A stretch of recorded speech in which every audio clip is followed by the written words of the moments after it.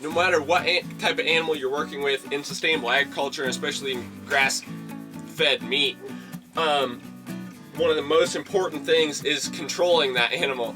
So today we're going to be talking about training pigs to electric fence, and the same principles work for every animal.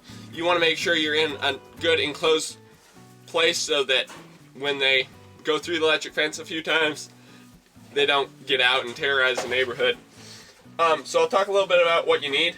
First of all, you're going to want something to energize your fence. So I got a Speedrite 1000.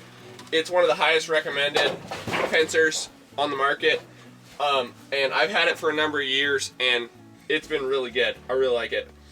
You're going to of course need some wire. Whatever you got will work. I got this steel wire free, so that's what I'm going to be using.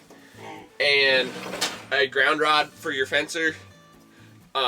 Most manufacturers recommend 2 8-foot ground rods. I'm going to be using a 3-foot ground rod. It's just galvanized, quarter or half-inch galvanized rod, and pound it in the ground for the ground rod.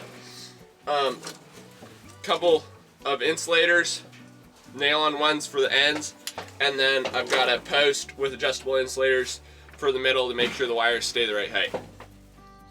There's two things that you really want to consider when you're training pigs for electric fence. First is the pig size. So these guys aren't real big right now. So I'm going to put the first wire just a couple inches off the ground, and then the second wire will be a little ways above that, just so it's eye level so that they'll see it and they'll run into it if they try to go through real fast. And then secondly, you want to put the wire somewhere where they want to be. So pigs always go to the bathroom in the same spot. So cut off that section where they go to the bathroom so that once you get it going, they'll want to go in there and they'll actually learn about the electric fence.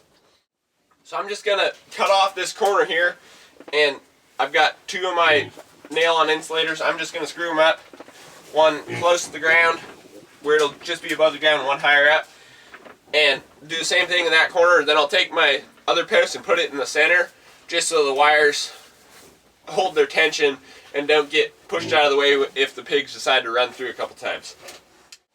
I've got my insulators screwed on here, so I want to go ahead and take my wire, and what I'm going to do is I'm going to wrap it real tight a couple times around so that when the pig does go push it on it or running through it, it's not going to pop off.